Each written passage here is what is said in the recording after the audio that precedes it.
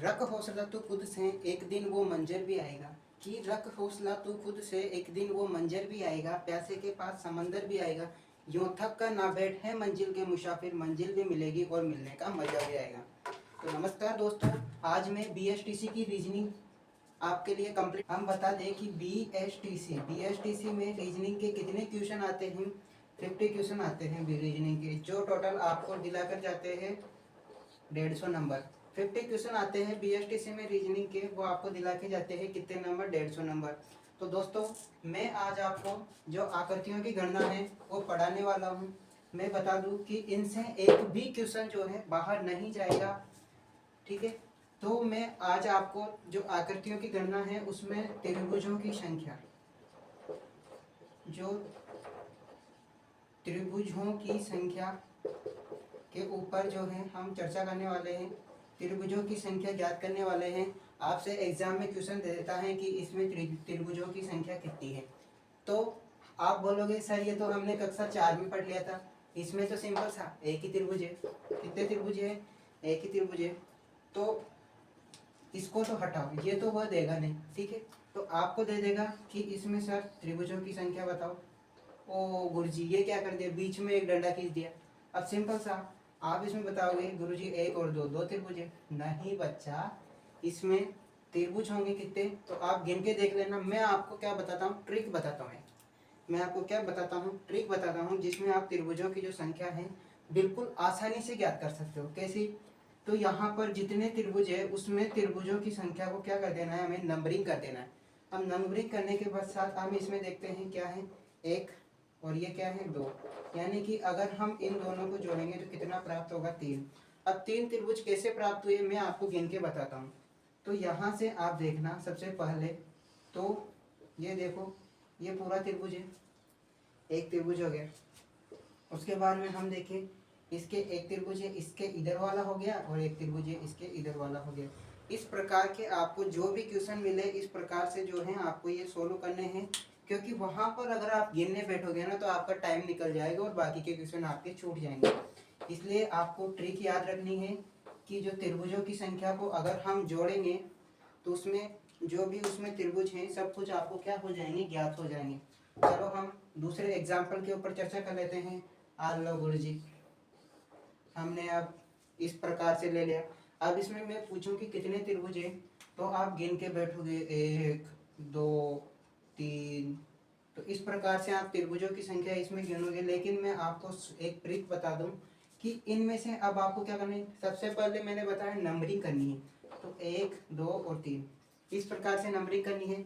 उसके बाद में नंबरिंग करने के पश्चात उन नंबर्स को क्या करना है, जोड़ देना है। तो कितने प्राप्त हुए, हमें यहाँ पे 6 प्राप्त हो गए। तो इसमें कितने त्रिभुज हैं, 6 त्रिभुज हैं। आपको ज़्यादा दिक्कत नहीं लेनी है।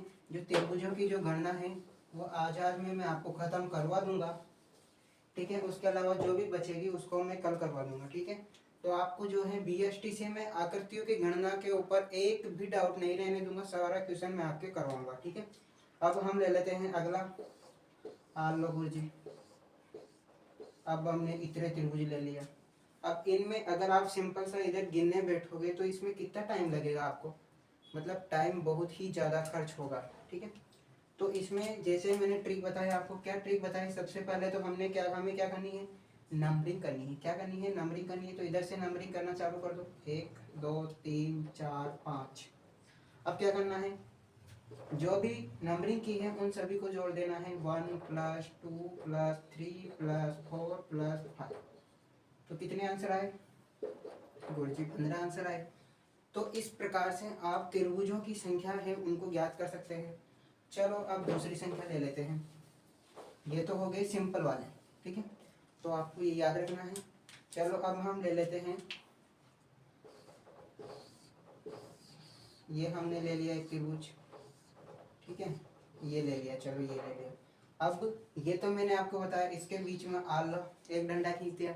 अब बताओ कितने त्रिभुज है। तो गुरुजी हमें तो पता है, हमें तो नंबरिंग करनी है, 1 2 3 4। 4 तो इसमें ऊपर भी त्रिभुज बन रहा है तो वहां पर भी नंबरिंग कर दो, ठीक है। नंबरिंग कर दिया, ऊपर जोड़ा तो गुरुजी ये 10 आया और 10 इधर आया, दोनों को जोड़ देंगे तो 20 आंसर आया, ठीक। वेरी इजी क्वेश्चन है, आप किसी भी तरह से इनको सॉल्व करके कर सकते हो। चलो इसमें एक एक और बढ़ा देता हूँ मैं, तो ये एक एक और बढ़ा दिया, ठीक है। अब कितने आंसर आए? तो गुरुजी अगर आपने यहाँ पर 4 नंबरिंग की थी, हम अब 5 नंबरिंग कर देंगे, ठीक है। ऊपर वाले में कितना? 15 ऊपर वाले में और 15 नीचे वाले में, आया कितना आंसर? 3 से आंसर आ गया, यानी कि 30 जो है इसमें त्रिभुजों की संख्या होगी। इस प्रकार के क्वेश्चन पे आपसे जो BSTC के एग्जाम में पूछे जा सकते हैं, ठीक है। आगे हम चलते हैं नेक्स्ट क्वेश्चन की तरफ। अब अगला त्रिभुज हम ले लेते हैं, इस प्रकार से भी कभी कभी वो आपसे पूछ लेता है, ठीक है। क्या करेगा वो? यहाँ से इधर दे देगा आगे में आलगुज। अब क्या हुआ, उसने दे दिया कि पूरी लाइन नहीं खींची ऊपर वाले में एक डिब्बा छोड़ा और सभी में लाइन खींच दी। आप बोलेंगे कि इसमें त्रिभुजों की संख्या कितनी है? हमें एक चीज पता है, आज का एक ही फॉर्मूला है। सबसे पहले हमें करनी है क्या? नंबरिंग। ऊपर वाले में 3 त्रिभुज है, नीचे वाले में कितने त्रिभुज है? 4 है। ऊपर वाले को जोड़ा 6, नीचे वाले को जोड़ा 10, गुरुजी दोनों को जोड़ दिया, 16 आंसर है। बिल्कुल इजी तरीका है। अगर आप इनको ऐसे गिनने बैठोगे तो आपको बहुत टाइम खराब हो जाएगा, और जीके के क्वेश्चन है और बाकी भी जो क्वेश्चन है उनके लिए आपको टाइम कम पड़ेगा। मैं आपको बता दूं, अगर आपको BSTC में नंबर लाना है ना, BSTC में नंबर लाना है ना, तो आपकी जो शैक्षणिक अभिरुचि है उसको कंप्लीट कर लो। 150 नंबर तो शैक्षणिक अभिरुचि दिला जाएगी आपको। अब चलो 150 नंबर का क्वेश्चन है, उसमें से आपने शैक्षणिक अभिरुचि में 130, मायने बता रहा हूँ मैं, 130 नंबर भी इंक्रीज कर लिए, तो लगभग 350, ये 400 में आपका सिलेक्शन हो ही जाता है। इसमें 400 में तो आपको कॉलेज मिल ही जाता है BSTC में। तो 300 तो आपको शैक्षणिक अभिरुचि के हो गए। रीजनिंग के जो है 150 नंबर के रीजनिंग के आते हैं। अब रीजनिंग में आप अगर ध्यान से पढ़ो ना, तो 120 नंबर तो रीजनिंग में कहीं भी नहीं गए। मेरे खुद के 147 आए थे रीजनिंग में।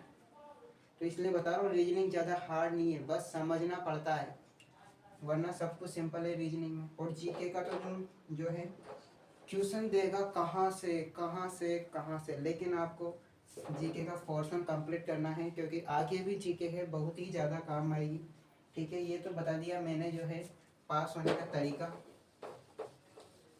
अगर आप इनको कंप्लीट कर लोगे तो मैं बता रहा हूँ कि आपका नंबर बिल्कुल आसानी से आ जाएगा। अब हम ले लेते हैं अगला आलगुर्जी। ये हमने बना दिया। अब बताओ कैसे करोगे? बिल्कुल ही इजी ट्रिक है। ऊपर वाला एक अलग त्रिभुज, नीचे वाला एक अलग त्रिभुज। ऊपर वाले में की नंबरिंग 1 2 कितना है 3, नीचे वाले में की नंबरिंग 1 2 कितना है 3, यानी कि 3 और 3 इसके हो गए कितने आंसर? 6 आंसर, ठीक है। बिल्कुल इजी क्वेश्चन है। इस प्रकार के अगर आपको एग्जाम में क्वेश्चन मिले तो बिल्कुल भी आपको क्या नहीं करना, छोड़ना नहीं। चलो और क्वेश्चन बता दूं। अब आप बोलोगे गुरुजी लाइन खींचो इस प्रकार से। इस प्रकार से मैंने इतने सारे हम आपके सामने एक नया क्वेश्चन प्रस्तुत किया है। इसमें भी आपको बताना है कितने त्रिभुज हैं। तो बिल्कुल इजी है कि ये एक त्रिभुज, मैंने बोला अगर जब इस प्रकार की आपको लाइन दिखे तभी आपको गिनना है, ठीक है। अगर आपको बीच में इस प्रकार से लाइन दिखे, बीच वाले को कटिंग कर रही है, तब गिनना है। अब इसमें कोई कट नहीं कर रही तो कैसे गिनोगे आप? तो इसमें डायरेक्ट त्रिभुज देख लो, 1 1 1 1 1 1, कितने हो गए? 3 और 3 6 हुए ना। तो 6 इसमें त्रिभुज है। इस प्रकार के भी अगर आपसे क्वेश्चन पूछे जाए तो आपको घबराना नहीं है, इस प्रकार से इसको क्या करना है, सॉल्व करना है। अब आज मैं आपको एक और क्वेश्चन पूछ लेता हूँ। मैंने पहले पूछा सीधी लाइन वाला क्वेश्चन, अब मैं पूछूंगा आपसे इस प्रकार से टेढ़ी लाइन वाला क्वेश्चन। तो इसमें भी आपको बिल्कुल भी रिलैक्स होना है, आपको घबराना नहीं है। तो क्या करना है आपको, वैसे ही नंबरिंग करनी है 1 2 3 4, कितने हुए 10, 1 2 3 4 कितने हुए 10। गुरुजी ये तो वही क्वेश्चन हो गया, ठीक है। तो इस प्रकार से आपको जितने भी क्वेश्चन पूछे जाते हैं आपको नंबरिंग को क्या करना है, जोड़ना है, उसमें आपका जो है आंसर आ जाएगा। आज का मैं लास्ट एंड फाइनल क्वेश्चन बता दूं आपको। ये क्वेश्चन है, आज का लास्ट क्वेश्चन है, थोड़ा सा उलझा हुआ क्वेश्चन है। इसमें आपको बताना है कि इसमें कितने त्रिभुज हैं। अब इसमें आपको चक्कर खाना पड़ेगा क्योंकि सबसे मेन क्वेश्चन मैंने यही रखा है, सबसे पीछे का क्वेश्चन है। कई बार एग्जामों में पूछ लिया गया है कि इसमें त्रिभुजों की संख्या बताएं, क्योंकि एग्जामों में वही क्वेश्चन पूछ जाते हैं जो उलझे हुए रहते हैं। लेकिन लेकिन लेकिन फॉर्मूले से ये क्वेश्चन बिल्कुल ही आसान तरीके से सोच सकते हैं। कैसे? सबसे पहले तो हमें क्या करना है, हमें कर देनी है नंबरिंग, यहाँ पर भी कर देनी है नंबरिंग, ठीक है, यहाँ पर भी कर देनी है नंबरिंग, क्योंकि यह ऊपर वाले केंद्र से नंबरिंग की है अभी हमने, ठीक है, ये आपको ध्यान रखना है। अब इस वाले में तो हो गए कि टोटल कितने, 6 त्रिभुज, इस वाले में भी कितने हो गए 6, इस वाले में भी कितने हो गए 6, ठीक, 6 6 6 6 6 6 कितने होते हैं, 18 होते हैं। 6 6 6 कितने होते हैं, 18 होते हैं। इसके अलावा मैं आपको अब बता दूं कि एक तो त्रिभुज ये, क्योंकि ये हमने गिना नहीं है, इस प्रकार से आपको ध्यान रखना है। एक त्रिभुज ये और एक त्रिभुज ये, 3 त्रिभुजों को आपको इस प्रकार से गिनना है। तो 18 और 3 कितने हो जाएंगे, 21 आंसर इसके हो जाएंगे। तो आज की क्लास जो है आपको कैसी लगी कमेंट में ज़रूर बताना, और मैं आज आपको एक क्वेश्चन दे रहा हूँ, उसको कमेंट में आंसर देना, वरना उस क्वेश्चन को कल मैं क्लास में बताऊंगा, ठीक है। तो क्वेश्चन है आपका इस प्रकार का जो है क्वेश्चन है, थोड़ा सा उलझा हुआ क्वेश्चन है, लेकिन आपको घबराने की ज़रूरत नहीं है, ठीक है। इस प्रकार का ये क्वेश्चन है, इसका कमेंट में आपको आंसर देना है, बिल्कुल इजी क्वेश्चन है, ठीक है। तो बाकी के क्वेश्चन हम कल करेंगे।